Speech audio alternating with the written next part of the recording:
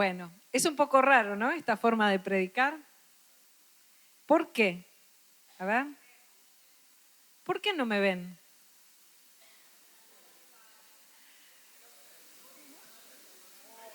¿Y qué impresión les da, ¿no? Escucharme hablar así. ¿Qué palabras les vienen a la cabeza? Distancia, ¿qué más? Obstáculo, ¿qué más? Ceguera.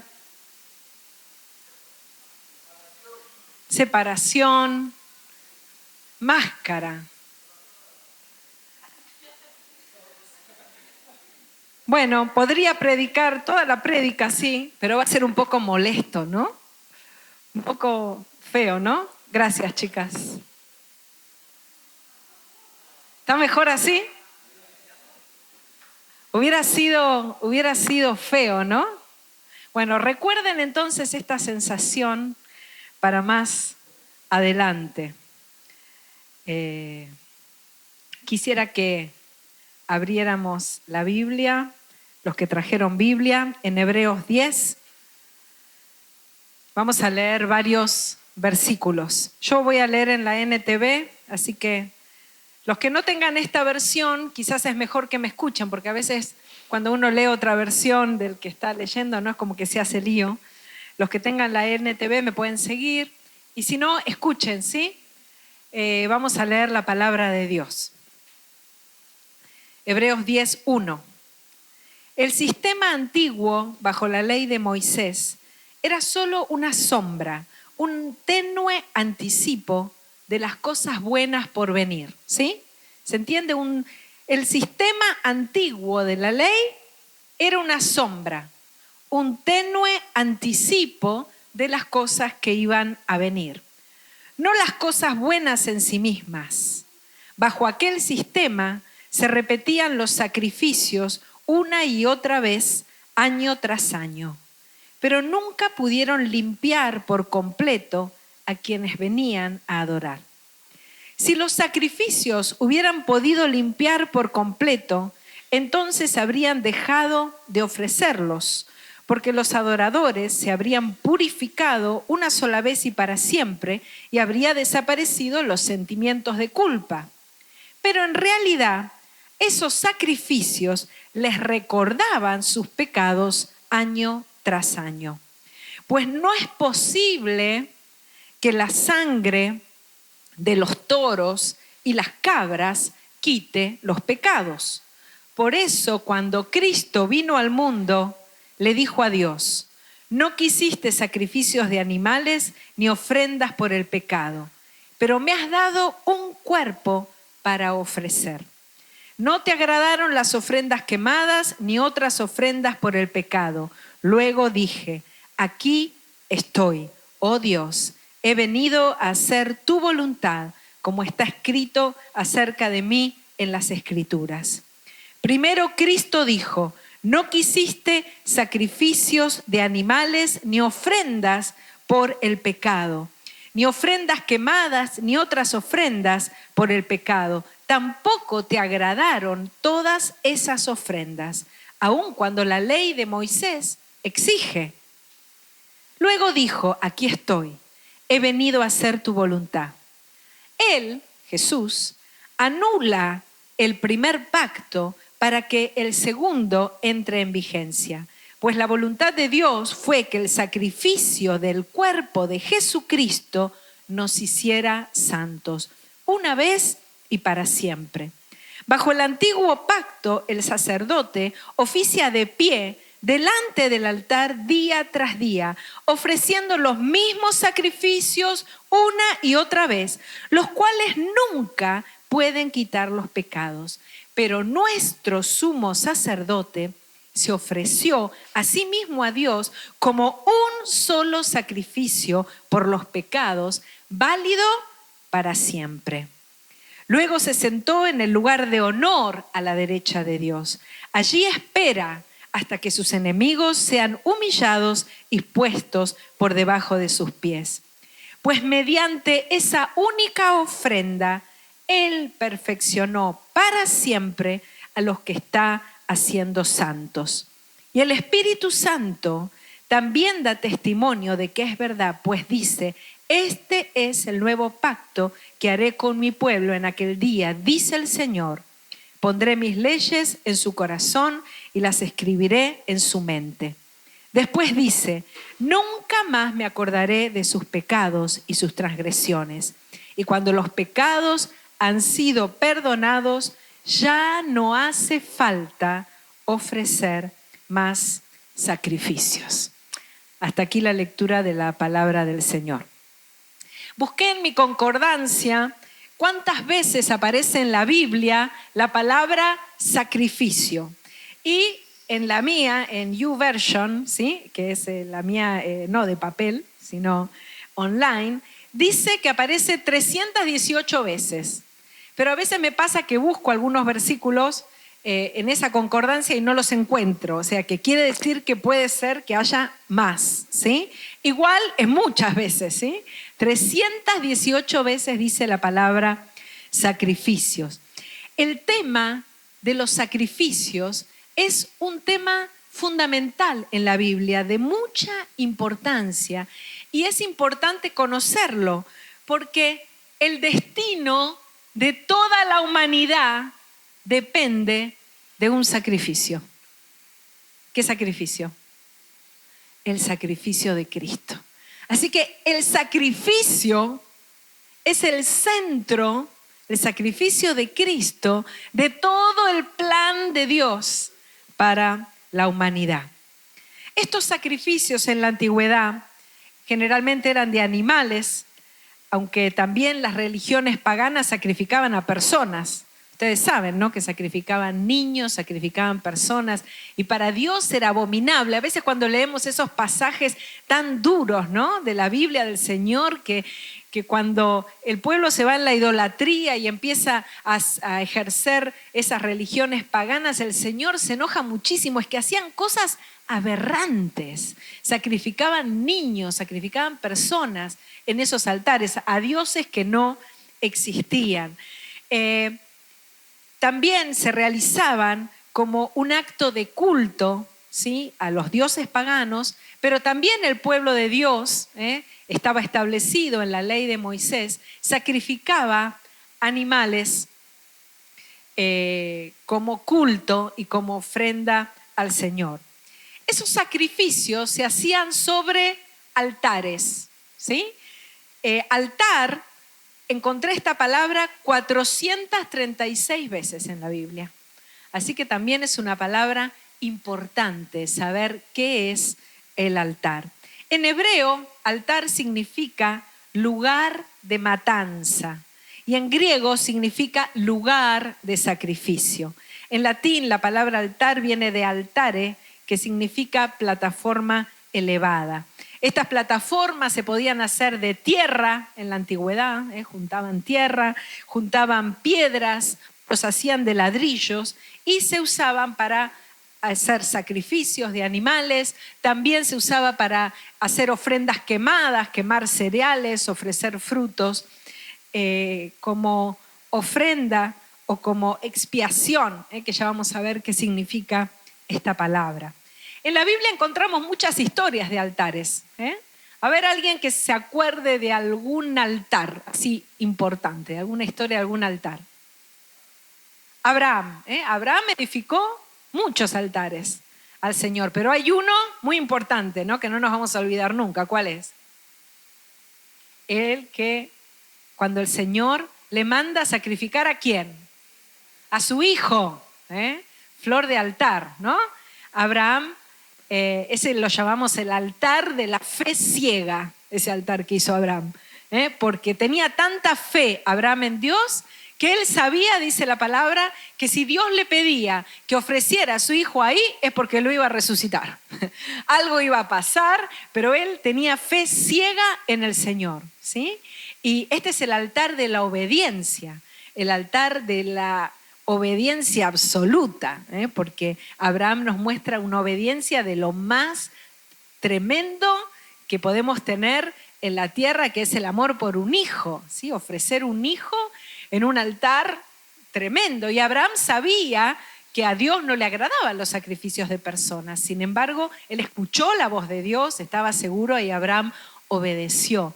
¿Qué otra historia de altar? ¿Quién? Elías. Elías, ¿se acuerdan de Elías con ese altar que estaban todos los profetas de Baal ahí y que hizo un desafío, ¿no? Él llenó de agua el altar, vació un montón de agua y dice, ustedes oren a sus dioses. Dice que empezaron a gritar, se flagelaban, hacían de todo y nada, no había fuego. Pero Elías oró y ¿qué pasó?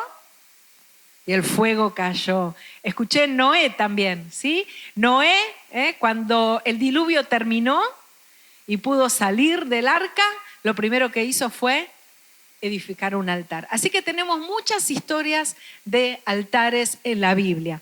Pero quizás los altares más significativos en la Biblia los tenemos en el tabernáculo. En el tabernáculo había 2 altares. Un altar, el tabernáculo era el lugar de reunión del pueblo de Dios, que Dios le manda a Moisés levantar en medio del desierto. Y había 2 altares. Y yo quiero mostrarles un videíto que traje, porque quizás para algunos hablar del tabernáculo, si ponelo con bien bajito, ¿qué pasa? La música. Porque quiero ir hablando. Antes de que lo pongas, esto es el desierto. Todo lo que vemos alrededor son las carpas del pueblo de Israel, ¿sí? Ustedes saben que el pueblo de Israel estuvo ¿cuánto tiempo en el desierto? 40 años. Y ese tiempo no es que estuvo en casas, ellos vivían en carpas, ¿sí? Y esas carpas no estuvieron todo el tiempo en el mismo lugar, sino que cuando la nube, ¿sí?, que era la presencia de Dios, se movía, ¿sí?, o las llamas de fuego durante la noche se movían, quería decir que tenían que levantar el campamento y seguir esa nube o esa columna de fuego, y donde esa nube paraba, ahí tenían que volver a armar el campamento. Por eso eran nómades, ¿sí? Iban de un lugar a otro. Y acá tenemos las carpas armadas en el desierto, eran miles y miles de personas, estaban divididos por tribus, se ubicaban por tribus. ¿Y cuántas tribus había? 12, muy bien. Y en el centro se levantaba el tabernáculo. El tabernáculo también era una tienda, ¿sí? Podés ponerlo. La música bajita, así puedo ir hablando, ¿eh? Acá lo vemos desde distintos ángulos. También era una carpa que todo estaba hecho para poder levantarlo en el momento que el pueblo tenía que irse, mudarse a otro lugar. Los levitas eran los encargados de levantarla, de armar todo el campamento y de trasladarlo y lo ponían en otro lugar. Esto que está afuera, o sea, había todo un cerco alrededor. Lo primero que vemos afuera, todo alrededor, es el atrio.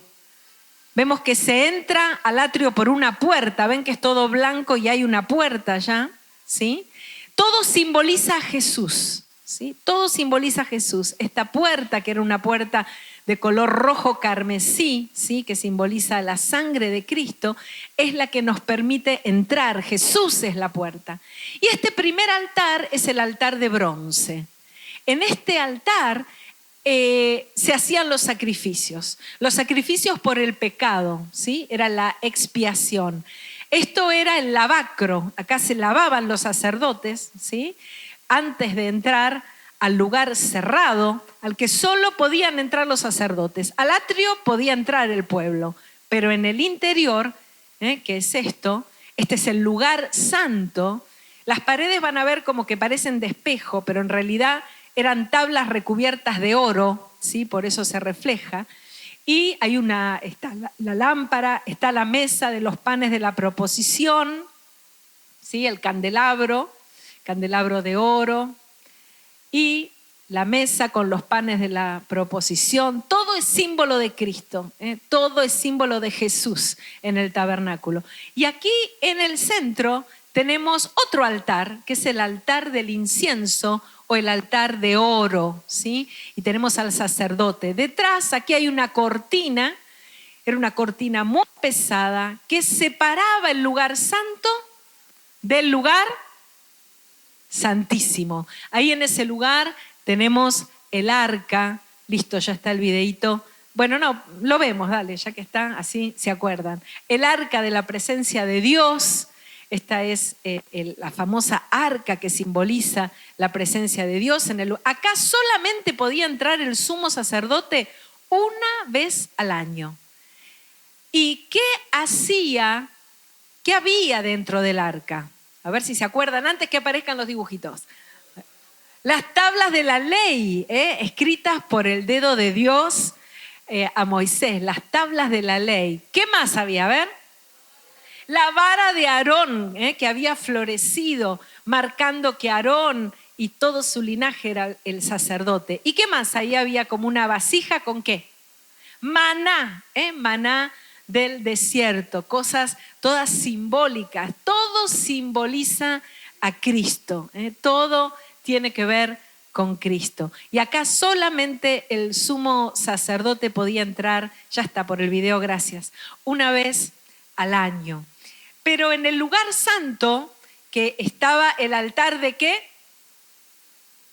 ¿De oro o de incienso? Ese estaba en el lugar santo. Y ahí el sacerdote entraba por la mañana y por la tarde a ofrecer incienso. Eso era quemar. El incienso es una especie aromática que al quemarla produce un humo que es perfumado, muy lindo, muy lindo. No sé si a veces pasan, ¿no?, por estos lugares que venden los cositos de incienso y que los queman. Tiene un aroma, un perfume muy particular. El altar para los sacrificios era el altar de bronce y el altar del incienso el altar de oro. Vimos que el primero se encontraba en el atrio. El atrio, ese patio, ¿sí? Ese patio era un lugar visible y de acceso para todos. Y ahí se sacrificaban animales para la expiación. ¿Qué es la expiación? La expiación es la eliminación de la culpa a través de un tercero. En este caso era a través de un animal. Se entendía que la culpa por el pecado recaía en este animal. Ustedes vieron cuando hay una expresión que se dice, este es el chivo expiatorio, ¿sí? Lo usaron de chivo expiatorio. ¿Qué quiere decir? Que lo usaron para echarle la culpa, ¿no?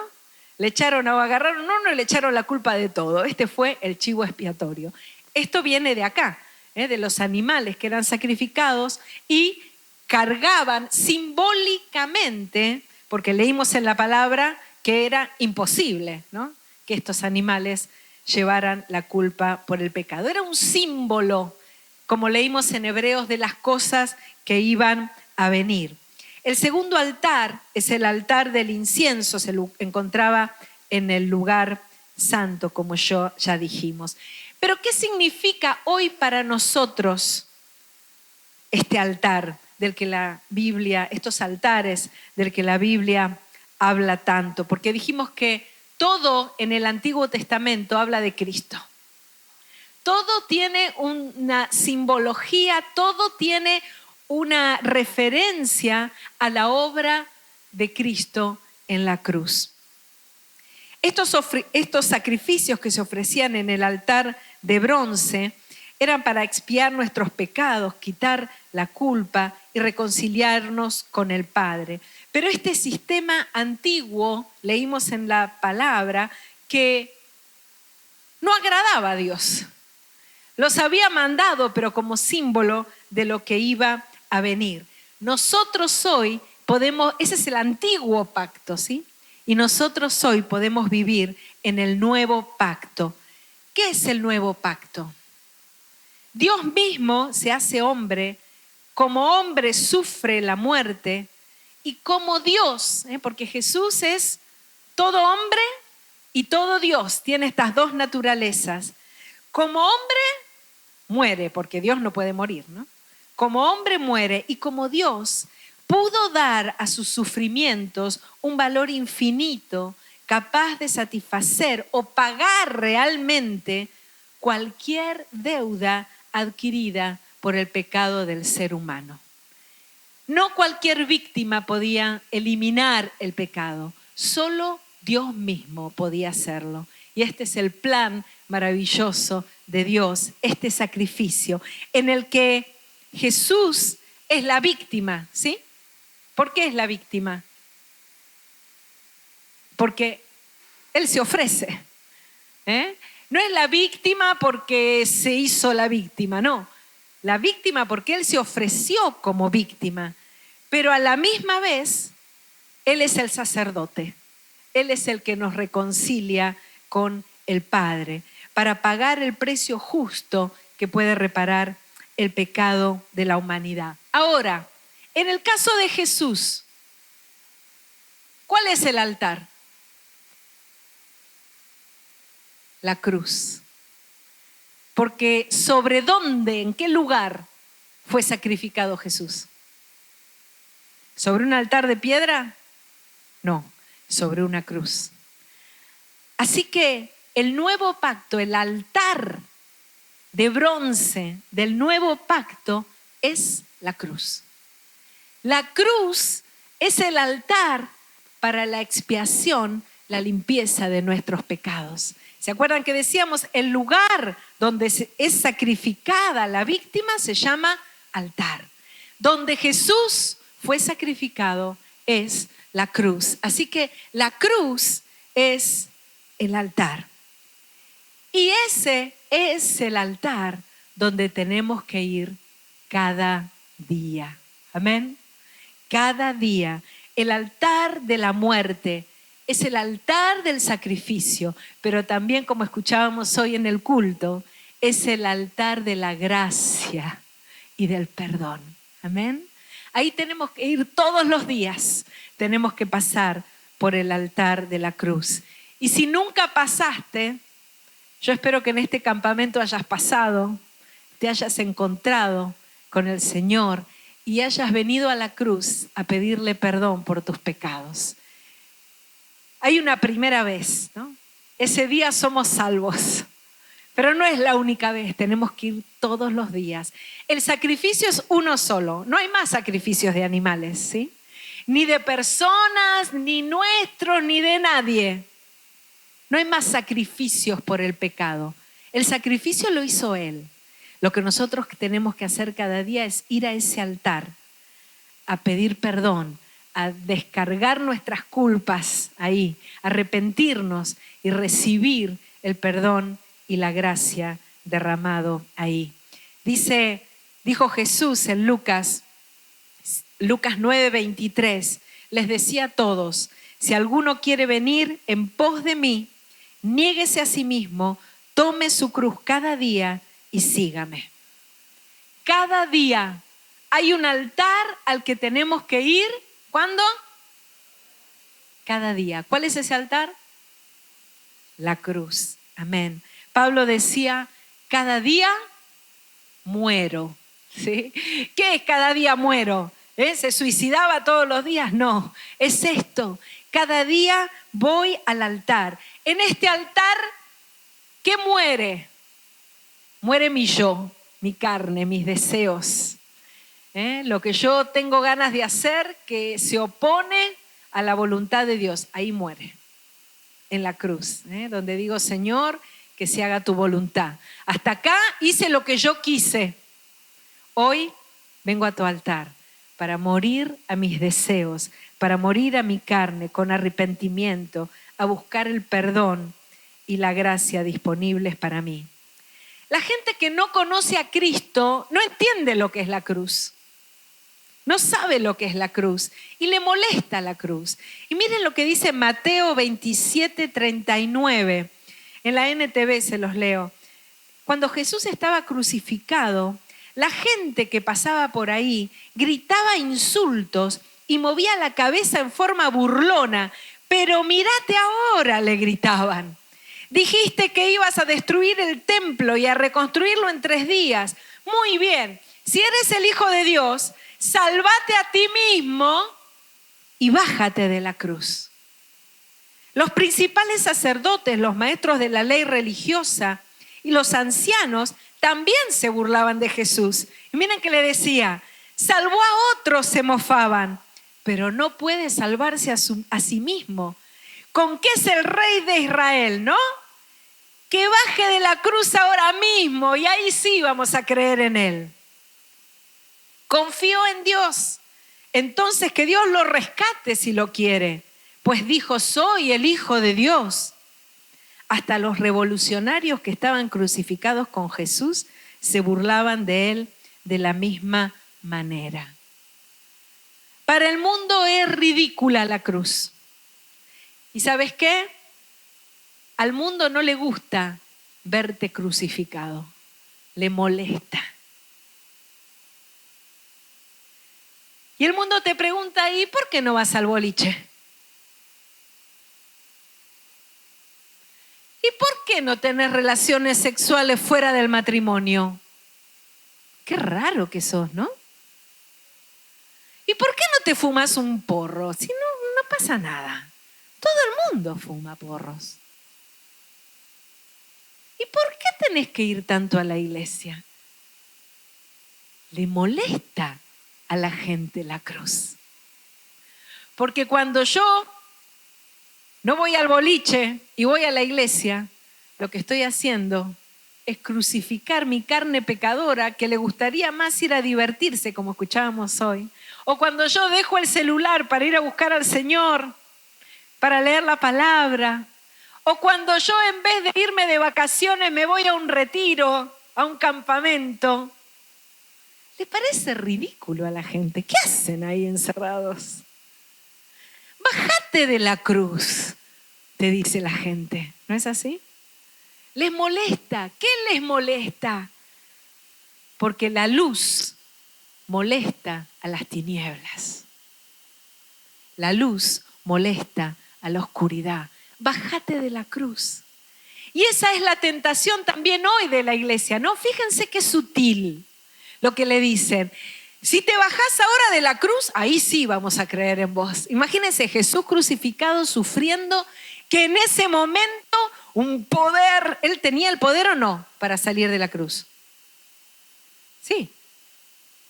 Un poder tremendo, se suelta los clavos, los mata a todos y se levanta. ¿Iban a creer o no? Sí. Pero ¿para qué sirve esa fe sin el sacrificio de Cristo? El plan de Dios no se iba a cumplir. ¿Se acuerdan cuando lo vienen a buscar a Jesús en el jardín de Getsemaní para arrestarlo? Ahí Pedro, ¿qué hace? ¿Quién se acuerda? Saca la espada y le corta la oreja a uno, ¿no? ¿Y Jesús qué dice? No. Pero vos te pensás que yo no puedo llamar ahora a 1000 legiones de ángeles y que me vengan a rescatar. Vos no sabés el poder que yo tengo. ¿Qué haces con esa espada? Pero yo tengo que cumplir la voluntad de mi Padre que está en los cielos. Y si yo no voy a la cruz, ese plan divino, eterno de Dios para la salvación del mundo, ese sacrificio único que termina con todos los sacrificios, el único sacrificio que quita la culpa, que quita el pecado, no se hubiera producido. ¿De qué sirve esa fe? Por eso la tentación, ¿no? Incluso para la iglesia de hoy, en muchos lugares, es una tentación con una excusa buena, ¿no? Y si dejamos de hablar tanto del sufrimiento y de la cruz y del pecado, hablamos cosas más lindas, ¿no? De tus sueños, de lo que podés hacer, de lo que vos sos, y dejamos un poco la cruz. Así la gente va a venir y va a creer. Eso era lo mismo que le decían a Jesús cuando le decían que se baje de la cruz. Bájate de la cruz y vamos a creer. Y sí, quizás crean, pero ¿en qué? ¿En qué? Si no pasamos por esa muerte, por ese sacrificio, por esa cruz en el que algo nuestro muere de nuestro yo y la voluntad del Padre, su voluntad, sus deseos, hacemos. Amén. ¿Se entiende? Aleluya. ¿Alguien me puede pasar un mate?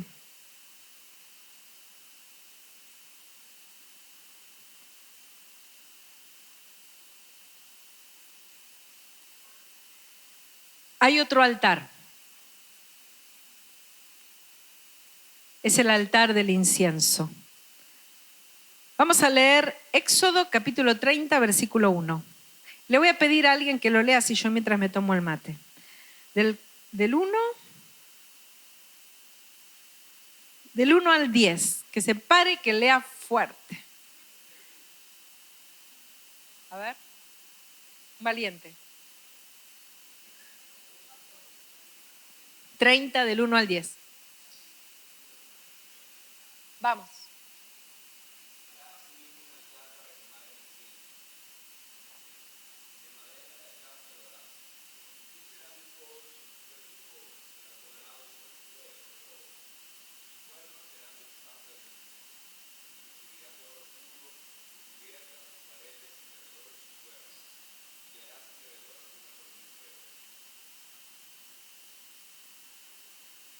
Sí, hasta el 10.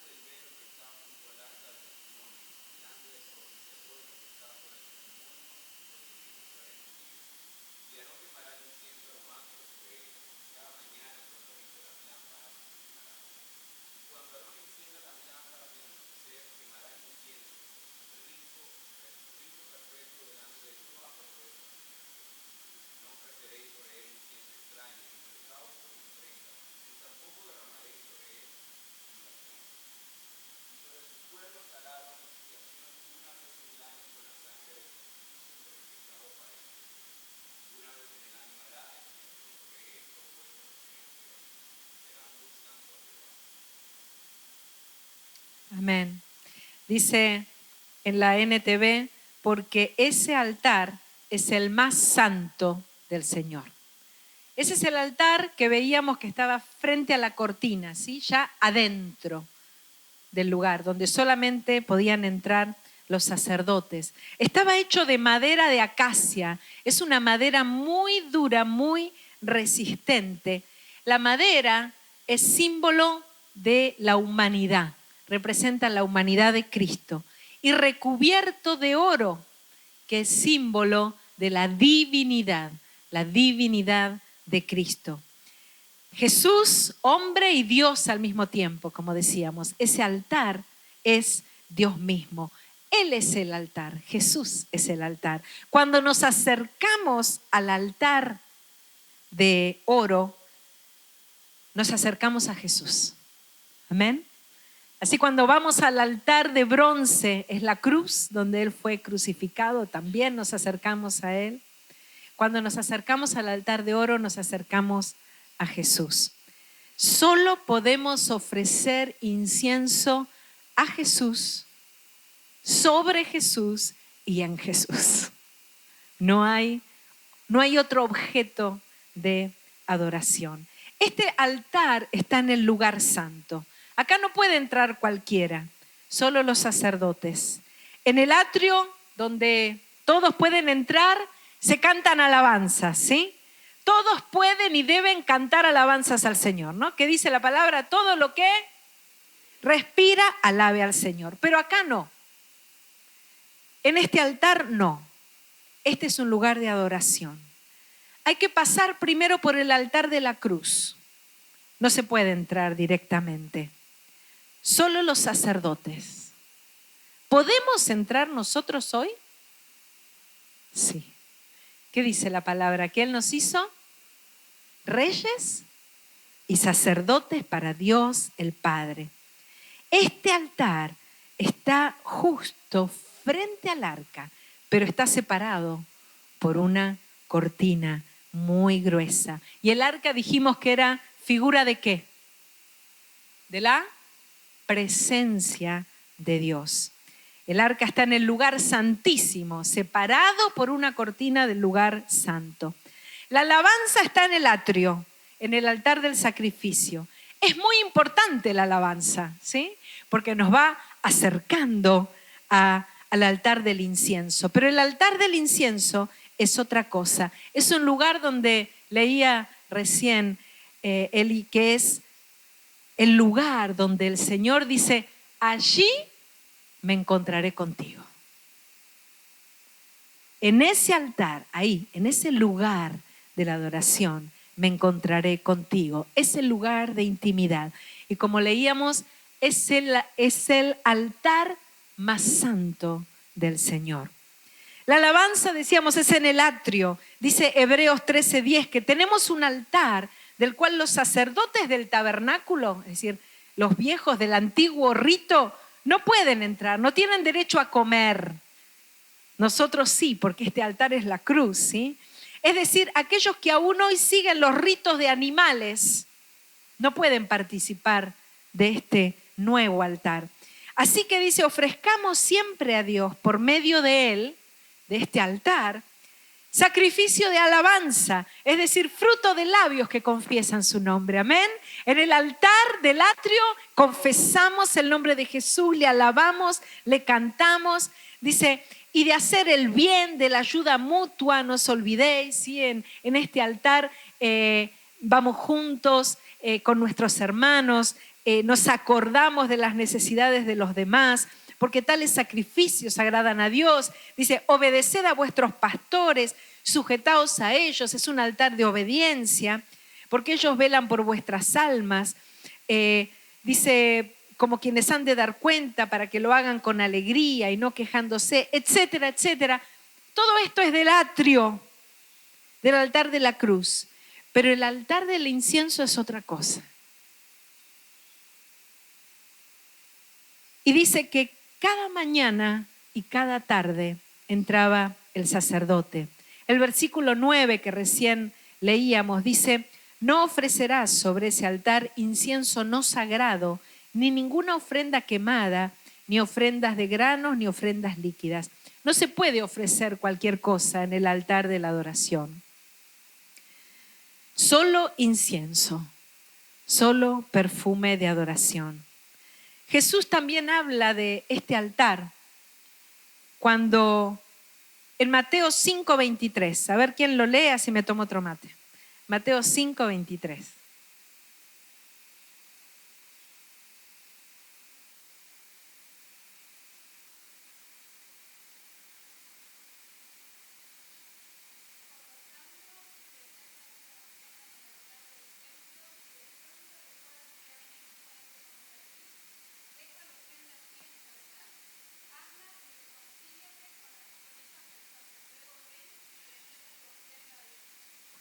Es una ofrenda santa con requisitos. A este altar no podemos entrar con cosas en el corazón, con pecado, no podemos entrar con rencores, no podemos entrar con envidias, no podemos entrar así nomás.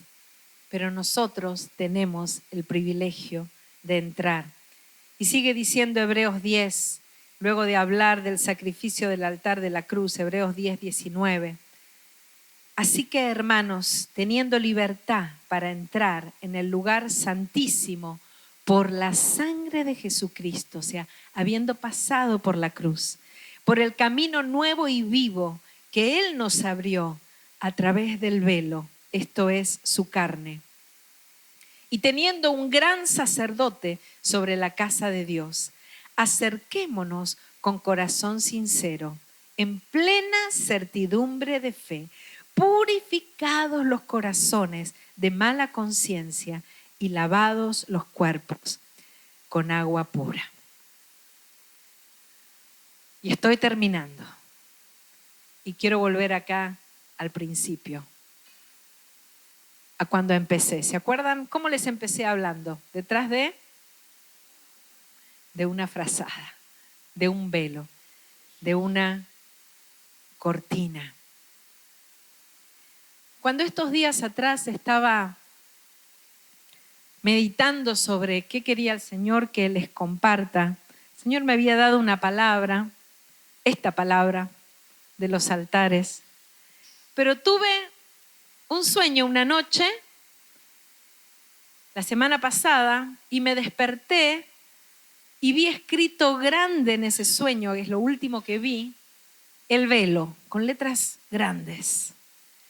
Y me desperté con esa sensación de un velo pesado, importante. Y dije, wow, ¿tendrá esto algo que ver con la prédica? Listo, no le di mucha bolilla. Al día siguiente vuelvo a soñar. Y sueño con muchos pañuelos, muchos velos distintos. Me despierto y digo, uy, ¿esto tendrá que ver con el anterior? ¿Será que el Señor me está hablando de esto? Y ayer, cuando estuve todo el día orando, meditando sobre la palabra, y me acordaba cuando nuestra hermana empezó a compartir eso, cuando uno se engancha con el celular y va de un video a otro, ¿ya? Qué bueno cuando nos pasa eso con Jesús, ¿no? Ayer fue un día que me empecé a enganchar de una cosa a la otra, una cosa a la otra. Me pasé todo el día y decía, qué lindo, un placer, ¿no? Y no es que tenga ese placer todos los días, también me gusta el celular, también me engancho con las series, con el videíto, los videitos de cocina, me encantan, ¿eh? Pero ayer fue un engancharme con una cosa y otra y leer esto y una sensación de plenitud, de haber estado enganchado en las cosas del Señor. Y meditaba, ¿no? El altar del incienso estaba puesto en el lugar santo, justo frente a una cortina muy gruesa que lo separaba del lugar santísimo. Ese era el lugar de la presencia misma de Dios y nadie podía entrar. Pero el día en que Jesús murió, dice que en el mismo instante que Jesús expiró, esa cortina gruesísima se rompió de arriba abajo. ¿Saben que leí ayer que la cortina esa del templo, en la época de Jesús no estaba el tabernáculo como una carpa, sino que había un templo edificado de piedra, ¿sí? El que Jesús dijo que él lo iba a destruir en 3 días y lo iba a volver a edificar. En ese templo de piedra estaba la cortina que separaba el lugar santo del lugar santísimo. Era una cortina, dice, pesadísima, tenía 10 centímetros de espesor. ¿Sabes cuánto es 10 centímetros? ¿Algo así será? Así. Una cortina de 10 centímetros de espesor. Y un historiador, Josefo, dice que 2 caballos tirando de esa cortina, uno de un lado y otro del otro, no la hubieran podido romper. O sea, no era una cortinita, era un cacho de cortina, era una pared de 10 centímetros y cuando Jesús expiró, se rasgó de arriba, él la rasgó, de arriba abajo, se abrió. Abrió la entrada a la misma presencia de Dios. Ese es el velo. Y anoche me dormí sin entender por qué el segundo sueño de los velos. No me dormí, mentira, me fui a la cama y no me podía dormir. Y cuando estaba tratando de dormir, me vino un pasaje.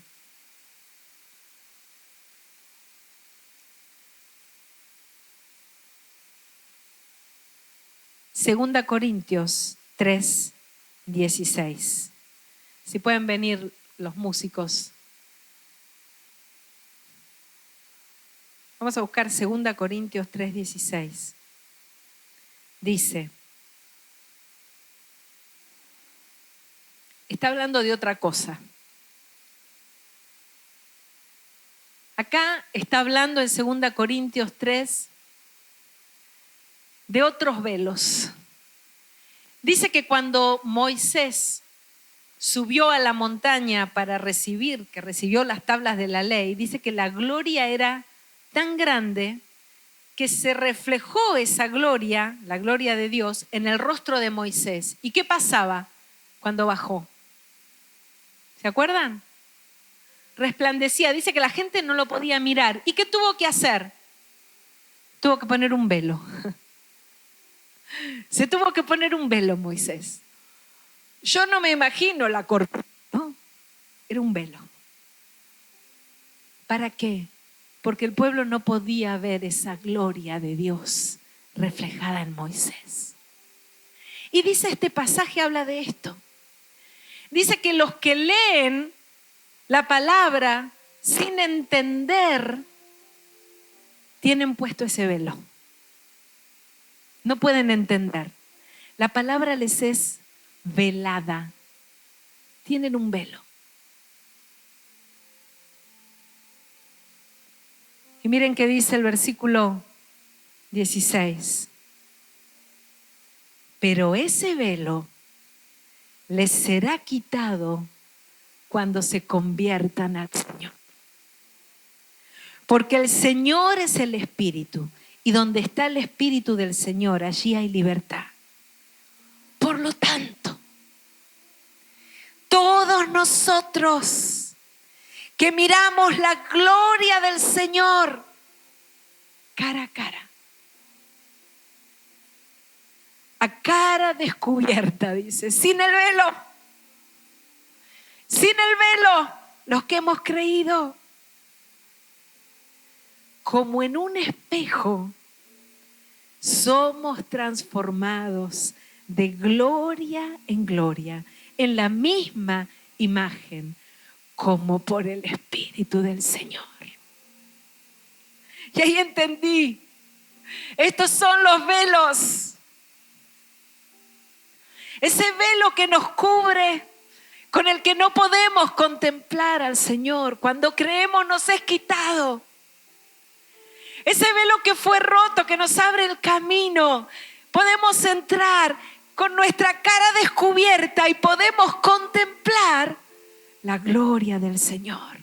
Y en la NTV dice, podemos ver y reflejar. ¿Entienden? Porque dice como en un espejo. ¿Qué hubiera pasado hoy si acá delante de la frazada ustedes hubieran mirado, ¿no? Como me estaban mirando. ¿Podían verme? Si ustedes hubieran sido un espejo, ¿qué se hubiera reflejado en ustedes? Una frazada. Pero el velo se abrió. Nuestro velo que cubría, por el cual no podíamos entender, nos fue quitado. Y podemos no solo entrar, sino contemplar la gloria del Señor.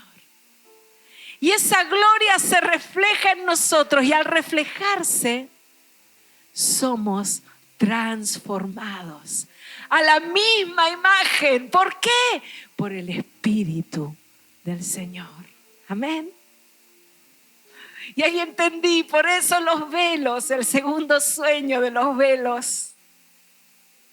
No hay más velos, aleluya. No hay velo grueso, no hay velo fino, no hay velo.